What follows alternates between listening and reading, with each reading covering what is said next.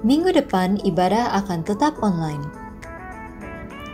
Buku renungan Build bisa didapatkan online.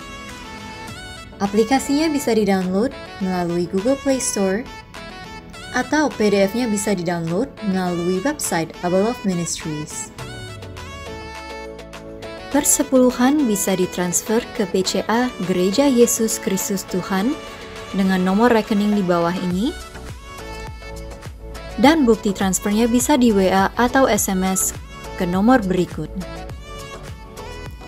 Persembahan biasa juga bisa ditransfer ke BNI Gereja Yesus Kristus Tuhan di nomor berikut. Kita juga ingin membagi kasih dengan persembahan berbakti. Di 2 Korintus 8 ayat 1-15 dikatakan untuk kita sama-sama membantu satu sama lain sebagai jemaat Kristus. Satu paket sembako harganya adalah 100.000. Jadi jika ingin sumbang, silakan transfer ke BNI Gereja Yesus Kristus Tuhan dengan kelipatan 100.000. Dan tuliskan sembako dalam keterangan. Walaupun kita physical distancing, kita masih bisa stay connected. Bisa follow kita di YouTube, Abelove Dibes, atau di Instagram, abelove.dibes.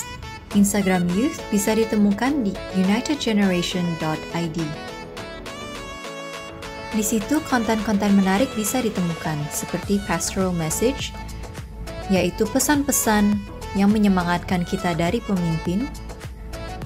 Ada juga doa sepakat yang selalu di live stream setiap Selasa dan Kamis di Instagram Youth kita, unitedgeneration.id.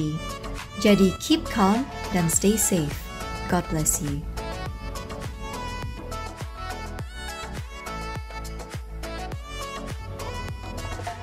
Shalom saudara, kita berjumpa lagi dalam ibadah online hari ini. Selamat bergabung untuk Anda yang baru pertama kali mengikuti ibadah online bersama kami.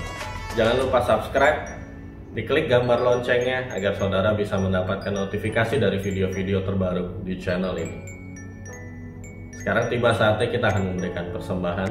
Sebelum kita memberikan persembahan, saya akan share sedikit apa yang Tuhan taruh di hati saya tentang memberi. Dalam 2 Korintus 9 ayat 6-7 dikatakan bahwa camkanlah ini, orang yang menabur sedikit akan menuai sedikit juga. Orang yang menabur banyak akan menuai banyak juga. Hendaklah masing-masing memberikan menurut kerelaan hatinya. Janganlah orang dengan sedih hati atau karena paksaan, sebab Allah mengasihi orang yang memberi dengan sukacita. Di ayat 6 dikatakan jelas tentang jumlah, banyak atau sedikitnya persembahan kita. Hal ini dituliskan oleh Rasul Paulus bukan untuk menilai sebuah persembahan dari jumlah, tapi mengingatkan kita bahwa hukum berlaku di dunia tempat kita tinggal ini adalah hukum banyak atau tidak. Bayangkan jika kita menanam satu buah pohon durian, tidak mungkin kita akan berharap menuai dari buah dalam satu kebun. Tapi di ayat yang kedua dikatakan bahwa ini berdasarkan dengan sikap hati. Kita harus memberi dengan sukacita dan dengan kerelaan hati. So, mari kita memberi dengan kerelaan hati dan dengan sukacita. Pemberian dapat diberikan dengan transfer sebelah sini, juga dengan QR code di sebelah sini. So, saya juga ingin mengingatkan saudara untuk mempersiapkan perjamuan kudus, karena kita akan melakukan perjamuan kudus di akhir ibadah. So, mari kita siapkan hati untuk masuk dalam pujian penyembahan dan menerima firman Tuhan. Selamat menikmati ibadah. Tuhan memberkati.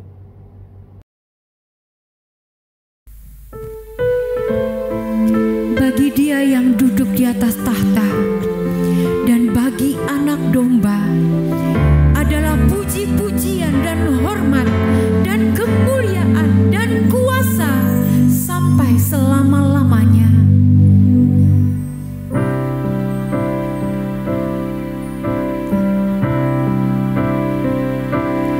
Aku hendak bersyukur pada Tuhan karena keadilan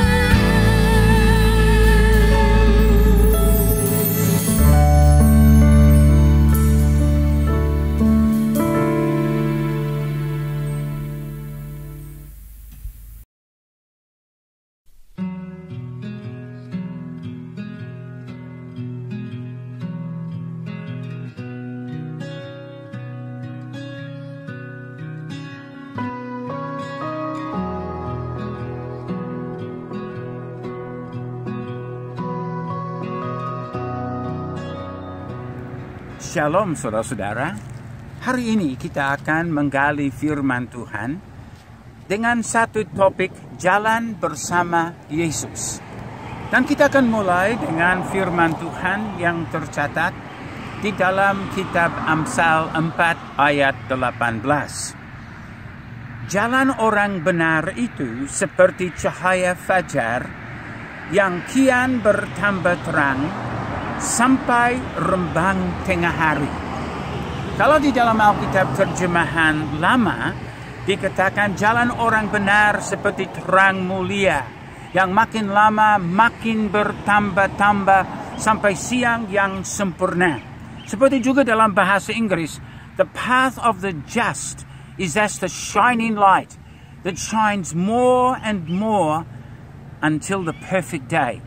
Perjalanan kita di dalam berjalan bersama-sama dengan Yesus, yang kita melihat yang dibayangkan di dalam Amsal 4:18, berbicara tentang satu perjalanan yang berangsur-angsur berubah, bertambah-tambah kemuliaannya, kekuatannya, urapannya. Sebab kita sebagai orang yang percaya bukan orang yang statik.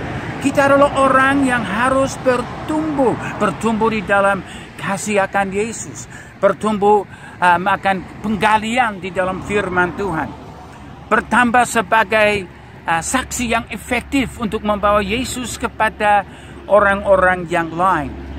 Jadi Amsal 4:18 mengkaitkan perjalanan kita dengan peningkatan terang. Terang adalah kebenaran, terang adalah kasih Yesus. Terang itu adalah berlawanan dengan kegelapan. Nah, perjalanan kita mulai di kaki salib. Perjalanan saya juga mulai di kaki salib. Pada waktu saya lahir baru, mengenal Tuhan Yesus. Saya dulu bukan orang yang percaya kepada Yesus. Saya adalah orang yang anti agama. Saya anggap bahwa kekristenan itu hanya untuk orang yang sudah tua, yang sudah mendekati masa di mana mereka akan meninggal.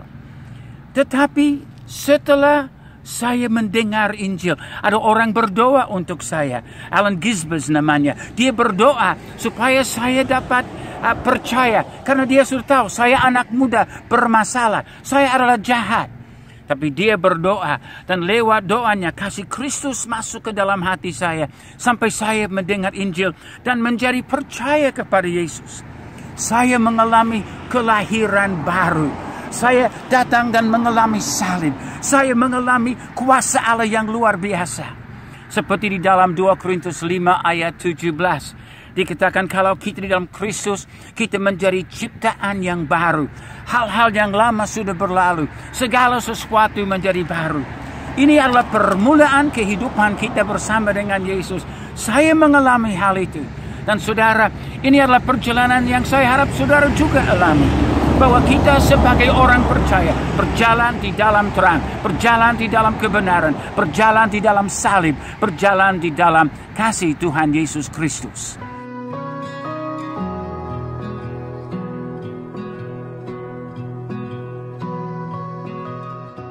Langkah kedua di dalam perjalanan kita bersama dengan Yesus.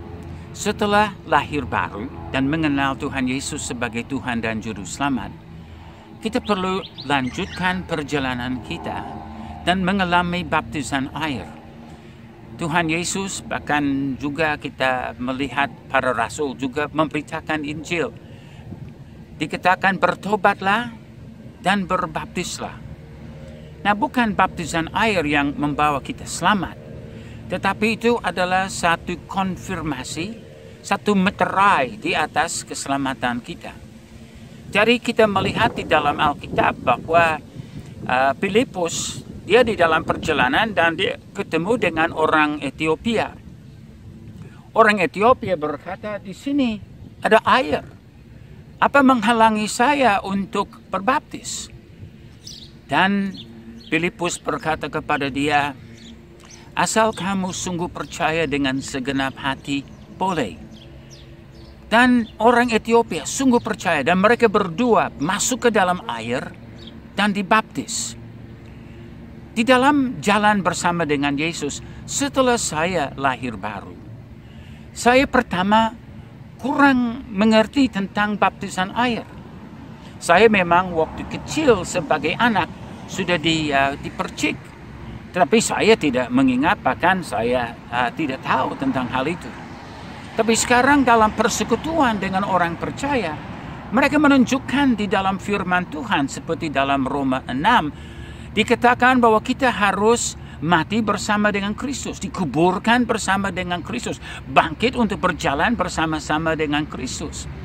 Dan karena tantangan firman Tuhan itu, saya mulai membuat penggalian.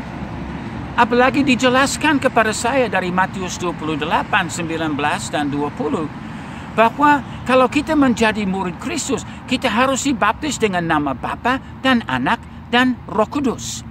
Lalu saya belajar bahwa nama Bapa, nama Anak, nama Roh Kudus, nama Tritunggal berada di dalam nama Tuhan Yesus Kristus.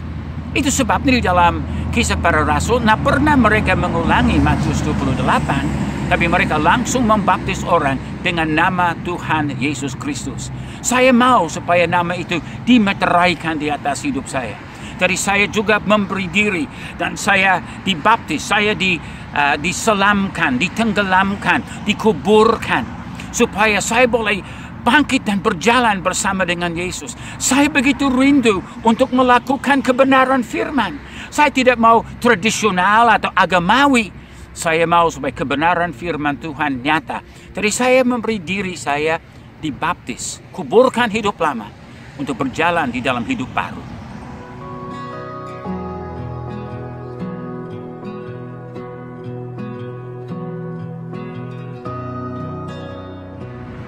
Langkah ketiga di dalam jalan bersama dengan Yesus. Jadi setelah lahir baru, setelah dibaptis dengan air, kita juga harus dibaptis dengan Roh Kudus. Di dalam 1 Yohanes 5 ayat 7 dan 8 dikatakan ada 3 yang bersaksi di atas bumi. Ada air, ada darah, dan ada roh. Ketiga hal ini melambangkan kepada kita, ya, darah kita lahir baru, air kita dibaptis di dalam air, dan roh dibaptis dengan Roh Kudus.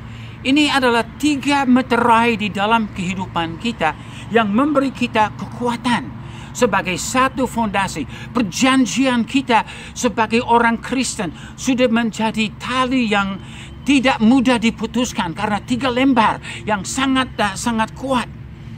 Jadi setelah saya mengalami lahir baru, setelah saya juga lewat pergumulan dan kemudian saya memberi diri dibaptis, sekarang saya mengalami satu tantangan yang luar biasa. Tantangan itu adalah tentang baptisan Roh Kudus dan tanda berbahasa roh. Pertama saya belum pernah mendengar ini dikhotbahkan, tapi karena saya diselamatkan bertobat di dalam gereja Anglikan. Lalu satu hari ada seorang yang waktu saya hitchhiking dan saya masuk ke dalam mobilnya, dia mulai berbicara kepada saya tentang percaya kepada Yesus dan bahwa tanda bahwa saya adalah orang percaya yang sejati, saya harus berbahasa roh. Wah, ini mengejutkan saya. Saya belum tahu bahwa harus berbahasa roh untuk selamat. Ternyata orang ini adalah dari satu aliran Pentakosta yang percaya belum selamat kalau belum berbahasa roh. Tapi kemudian ini menantang saya untuk menggali di dalam firman Tuhan. Dan saya melihat di dalam firman Tuhan, Tuhan memang mempunyai 3 masa raya untuk bangsa Israel, untuk umatnya. Ada Paskah untuk keselamatan, Pentakosta di mana kita diperlengkapi dengan kuasa Tuhan supaya memampukan kita masuk di dalam perjalanan ke pondok daun yang adalah kesempurnaan. Lalu saya melihat contoh-contoh Tuhan Yesus, dia lahir dari roh waktu kecil, kemudian waktu dewasa dia dibaptis dengan Roh Kudus. Saya melihat para rasul dan orang-orang yang mereka layani di dalam Kisah Para Rasul. Mereka juga mengalami 2 hal secara terpisah. mereka lahir baru, kemudian mereka bertumbuh di dalam Yesus, dan mereka dibaptis dengan Roh Kudus, dengan tujuan seperti Kisah 1 ayat 8, kita diperlengkapi dengan kuasa. Sebenarnya bukan untuk berbahasa roh. Bahasa roh adalah tanda bahwa kita sudah menerimanya. Tujuan utama kita dibaptis dengan Roh Kudus adalah menjadi saksi Yesus. Dan ini yang Kisah 1 ayat 8. Kamu akan menjadi saksiku setelah engkau diperlengkapi dengan kuasa dari tempat yang maha tinggi. Di Yerusalem, Yudea, Samaria, dan sampai ke ujung bumi. Jadi menjadi orang yang sudah mempunyai fondasi, kuasa Roh Kudus sekarang sudah berada di dalam kehidupan kita. Saya ingat pada waktu pertama saya ingin dibaptis dengan Roh Kudus. Saya sendiri ke hutan dan saya berdoa, Tuhan, saya mau dibaptis dengan Roh Kudus, tapi saya tidak mau orang lain tahu. Jadi saya di situ berdoa dan berdoa, tapi tidak terjadi apa-apa, saudara-saudara. Satu hari Minggu malam pada waktu ibadah, saya datang kepada gembala saya dan saya berkata, saya mau dibaptis dengan Roh Kudus. Tolong doakan saya. Dia tumpang tangan di atas saya, dan waktu dia tumpang tangan di atas saya, langsung saya mengalami sesuatu di dalam diri saya, bahwa saya sudah mulai berbahasa yang baru, bahasa roh. Saya pulang ke rumah dan saya berlutut di tempat tidur dan saya berdoa dan berdoa. Saya mengalami satu kebebasan. Tujuannya adalah supaya saya tahu Roh Kudus sudah datang. Dan supaya saya ada bahasa doa. Tapi bahasa roh bukan bukti. Bukti bahwa saya sudah dibaptis dengan Roh Kudus adalah menjadi seorang saksi untuk menyaksikan kemurahan kasih Tuhan Yesus Kristus. Dan supaya saya mempunyai kuasa membawa jiwa-jiwa yang lain percaya kepada Yesus. Saudara, setelah lahir baru, setelah dibaptis dengan air, kita perlu dibaptis dengan Roh Kudus.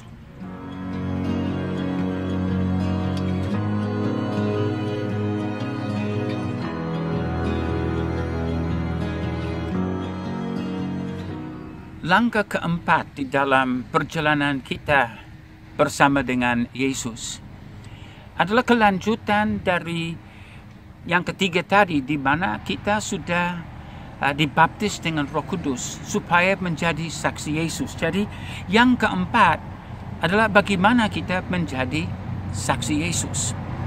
Nah, hal ini bisa terjadi dalam beberapa cara. Untuk saya, waktu saya menjadi percaya kepada Yesus, yang pertama adalah di antara kaum keluarga saya sendiri. Saya mau supaya mereka mengalami apa yang saya sudah alami. Betapa dahsyatnya Yesus masuk ke dalam hidup saya, dan saya menjadi seorang percaya kepada Yesus. Nah, kedua orang pertama yang saya saksikan Yesus adalah saya punya kakak yang namanya Alan dan adik yang namanya Wendy. Saya menceritakan kepada mereka bahwa Yesus adalah juru selamat.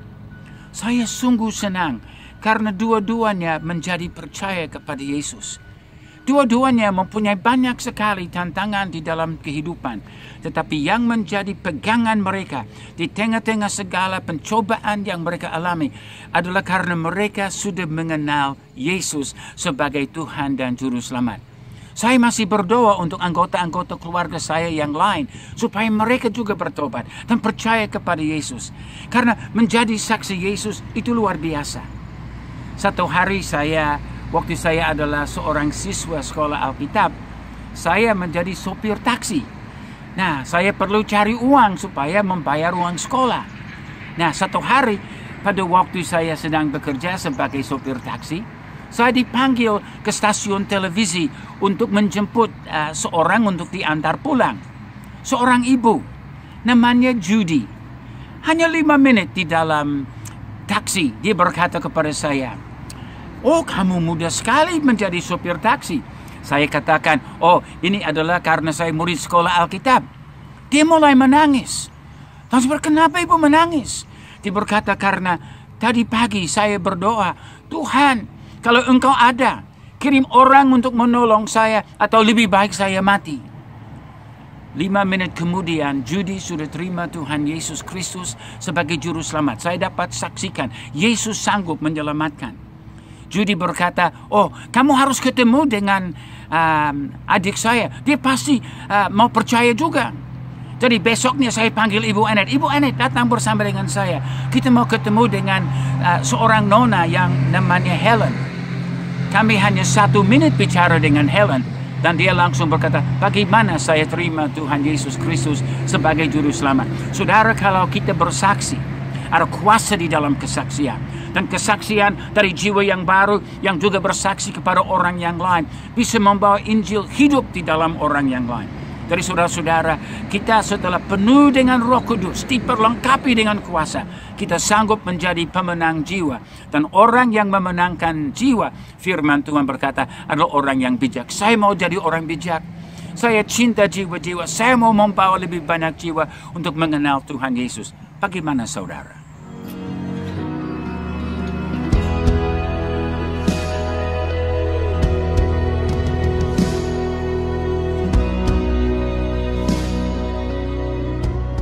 Langkah kelima di dalam berjalan bersama dengan Yesus. Sebenarnya ini bisa mulai dari awal, tapi kita catat sebagai yang kelima di sini. Itu adalah jatuh cinta pada firman Tuhan. Saya dari pertama kenal Tuhan Yesus, saya haus dan lapar. Saya mau mengenal ini Yesus yang menjadi juru selamat. Saya sudah mengalami lahir baru. Nah, kemudian saya mengalami baptisan air dan baptisan Roh Kudus. Dan saya belajar untuk menjadi saksi Yesus. Tapi saya mau lebih lengkap. Saya mau mengetahui firman Tuhan. Saya mau belajar supaya saya tidak malu. Saya mau diperlengkapi dengan apa yang menjadi hati Allah untuk setiap kita. Nah, jemaat, ini yang juga saya sangat rindu untuk kita semua. Jangan kita hanya terima khotbah-khotbah saja yang dari pendeta-pendeta atau pemimpin-pemimpin. Tapi kita harus langsung ke sumbernya.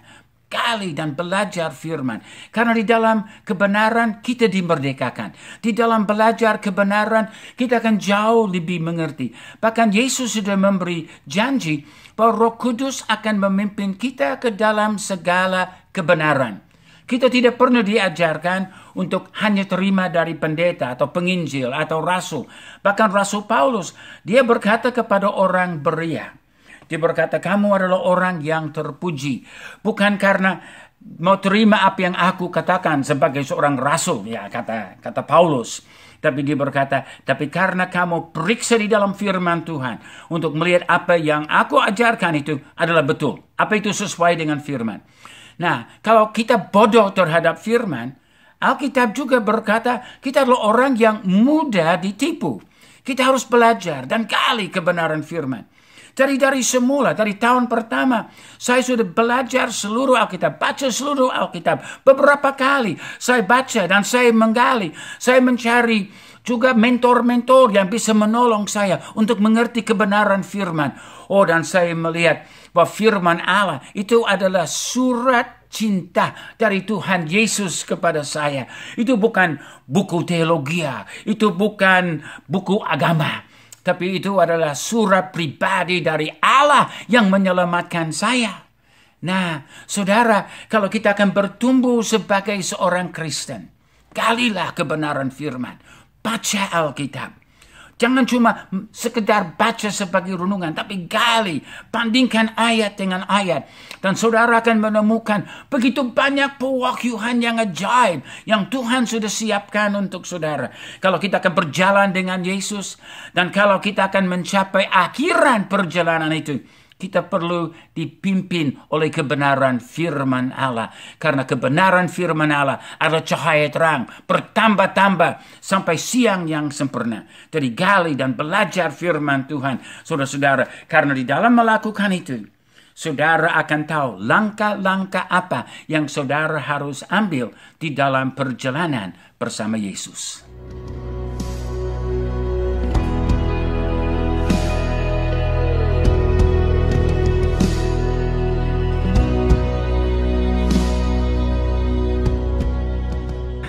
keenam di dalam perjalanan sebagai seorang percaya adalah mengenal panggilan Allah. Jadi kita bukan orang yang lahir baru, baptis air, baptis Roh Kudus, menjadi saksi jatuh cinta sama kebenaran firman. Tapi Tuhan mau supaya kita mengetahui apa yang menjadi maksud dan tujuan kita di dalam kehidupan. Mengapakah saya ada di sini? Apa saya di sini hanya untuk mengisi waktu? Atau untuk menunggu sampai panggilan masuk surga sudah ada? Ataukah Tuhan memiliki satu misi khusus untuk saya dan untuk saudara? Jadi ini adalah satu bagian penting di dalam perjalanan dengan Yesus. Untuk kita dalam doa kita berkata, Tuhan Yesus, apa yang Engkau ingin aku lakukan dengan hidupku? Bagaimana aku dapat melayani misimu? Karena Allah mempunyai rencana sejak semula. Dia mempunyai rencana sejak sebelum dunia diciptakan. Dan yang ajaib adalah saya menemukan di dalam firman Allah bahwa setiap orang percaya, saya dan saudara, kita berada di dalam maksud abadi Allah, rencana kekal Allah. Dia mempunyai rencana. Lalu saya juga berdoa dan secara ajaib Tuhan meneguhkan panggilan. Memang dari hari pertama saya bertobat dan percaya Yesus, saya merasa Tuhan memanggil saya untuk melayani Dia. Tetapi untuk fokusnya lebih jelas, itu memang datang di tahun-tahun berikutnya. Saya sudah tahu saya dipanggil untuk melayani secara full time. Saya tahu saya harus menjadi seorang misionaris. Satu hari saya sudah hitchhiking. Nah, ini salah satu hobi saya.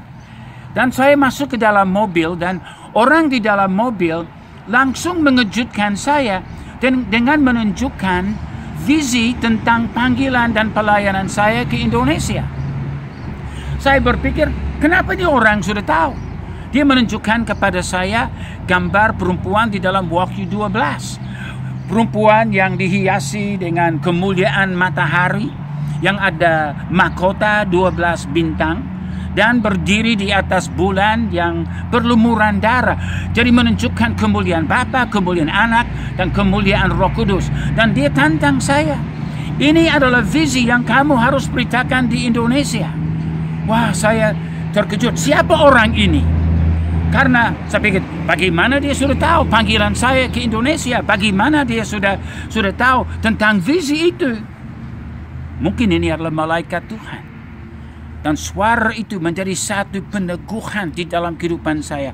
Ada panggilan yang Allah sudah siapkan untuk saya untuk melayani di Indonesia.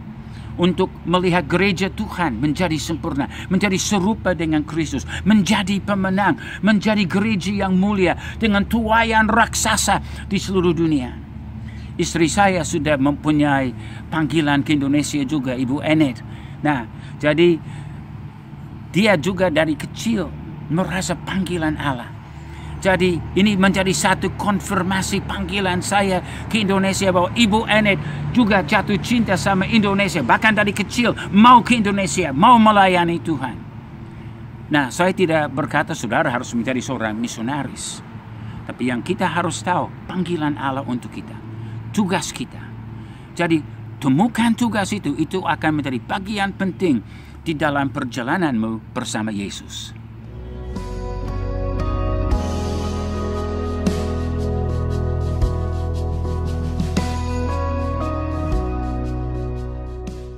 Sebagai kelanjutan, kita melihat tahap ketujuh di dalam melayani Yesus atau berjalan bersama dengan Yesus.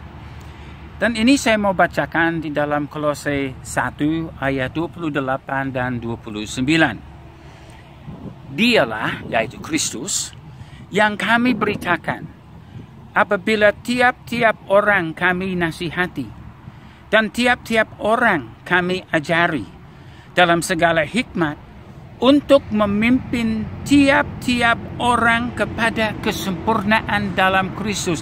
Dalam ayat yang ke-29 dikatakan, itulah yang ku pergumulkan dan yang ku usahakan. Jadi sebagai seorang yang sudah mengalami proses mulai dari lahir baru, kita dibaptis dengan air, dibaptis dengan Roh Kudus. Bahkan kita bisa juga katakan dalam bagian itu diperlengkapi dengan karunia-karunia Roh Kudus. Menjadi bagian dari persekutuan tubuh Kristus. Lalu kita mulai menjadi saksi Yesus. Dan kita mulai belajar dan jatuh cinta sama firman Tuhan. Tapi kita juga harus berada di dalam satu komunitas orang percaya. Karena kita mau memimpin orang kepada Kristus. Tiap-tiap orang. Jadi saling melayani, saling membangun.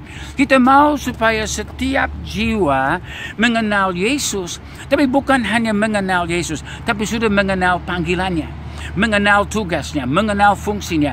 Mengenal apa yang menjadi bagian di dalam kehidupannya.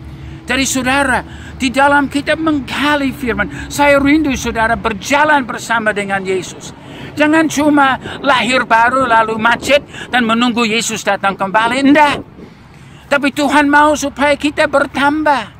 Jadi jalan orang benar seperti cahaya terang yang makin bertambah-tambah. Kita harus makin bertambah-tambah di dalam firman, di dalam kasih, sebagai saksi, di dalam mengalami urapan karunia-karunia, dan di dalam persekutuan gereja. Apa kita di dalam gedung, atau dari rumah ke rumah, di dalam komunitas-komunitas kecil, ataupun harus lewat video-video.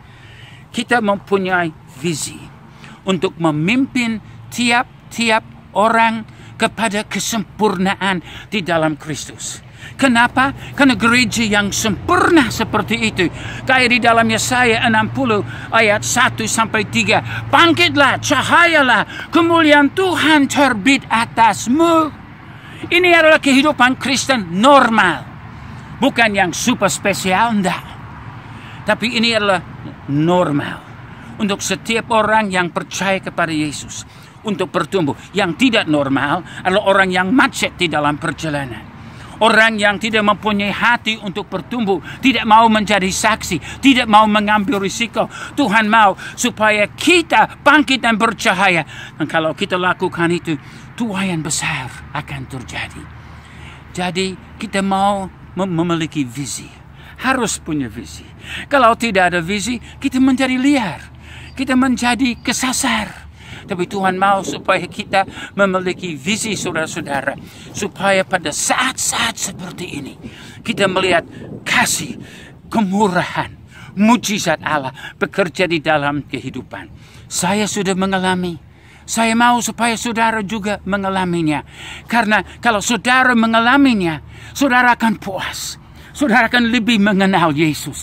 Saudara akan mengalami kuasa Allah. Saudara akan melihat jiwa-jiwa yang menjadi percaya kepada Yesus.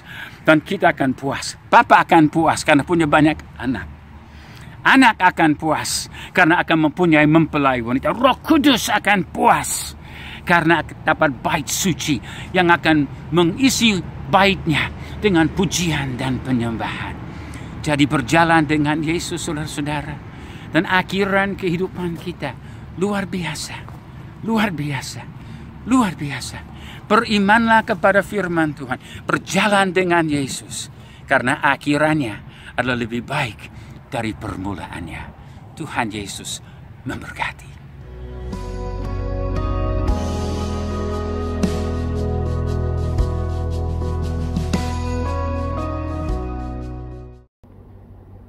Wow, dahsyat sekali firman yang disampaikan oleh Pak Jeff hari ini.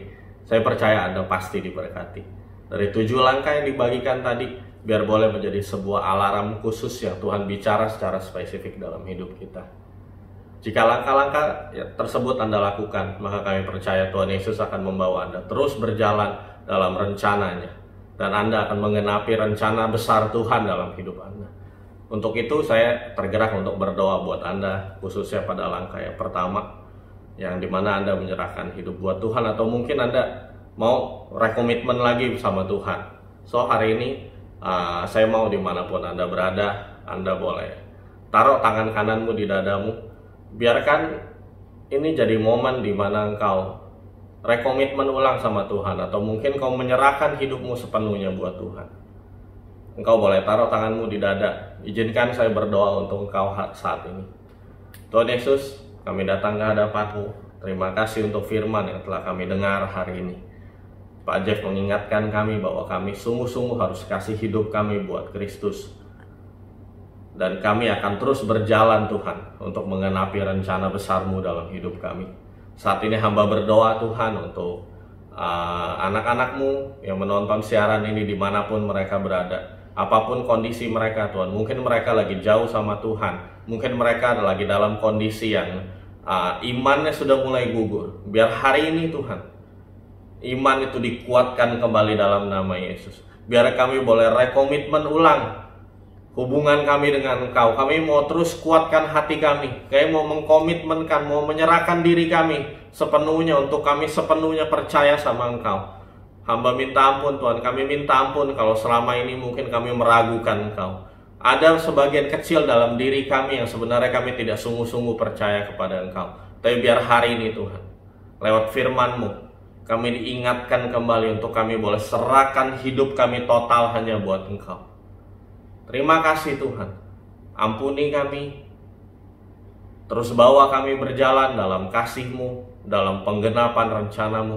Kami percaya Kristus akan pegang tangan kami, dan kami percaya Tuhan, kami akan terus berjalan dalam keintiman, dalam pengenalan akan Engkau, dan kami akan menggenapi rencana-Mu buat hidup kami. Terima kasih Bapa, kuatkan saudara-saudaraku dimanapun mereka berada, apapun yang mereka alami, biar ada kekuatan yang dari Tuhan turun atas hidup mereka. Dalam nama Tuhan Yesus. Amin. Amin. Amin. Berikutnya kita akan melakukan perjamuan kudus. Mari kita ambil roti dan anggur yang sudah kita siapkan.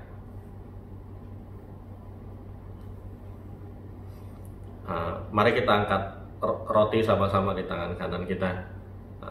Tuhan, kami datang ke hadapan-Mu.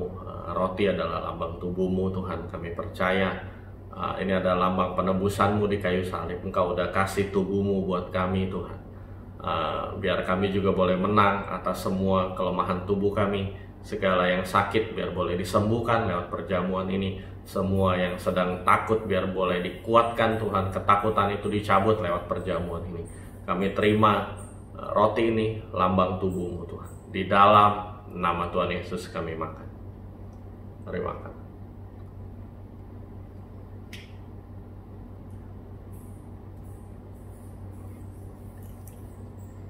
Selanjutnya kita angkat anggur di tangan kanan kita. Anggur adalah lambang darah Tuhan, lambang pengorbanannya. Biar dengan pengorbanan ini, dengan darahnya, ketika Kristus sudah kasih hidupnya total buat kita, kita juga mau kasih hidup kita total dan habis-habisan buat Tuhan. Mari kita angkat anggur Tuhan, kami bawa anggur ini, lambang darah-Mu. Ketika kami mengingat akan pengorbanan-Mu Tuhan, Engkau kasih hidup-Mu total buat kami. Kami juga mau kasih hidup kami total buat Engkau Tuhan. Biar lewat anggur ini Tuhan, kami rekomitmen ulang hubungan kami dengan Engkau Tuhan. Terima kasih Tuhan, kami minum anggur ini di dalam nama Tuhan Yesus. Mari minum.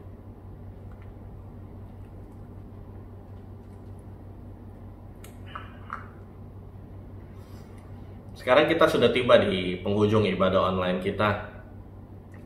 Sekali lagi saya mau ingatkan untuk rekan-rekan yang membutuhkan bantuan, kita ada spiritual care team. Rekan-rekan boleh menghubungi PKS masing-masing untuk bisa di follow up lebih lanjut akan kebutuhan setiap saudara-saudara. Biar kita sebagai satu tubuh, satu keluarga, kita bisa saling bahu-membahu di masa sulit seperti ini. Kita akan akhiri ibadah ini. Sampai jumpa di ibadah online selanjutnya. Tuhan Yesus memberkati.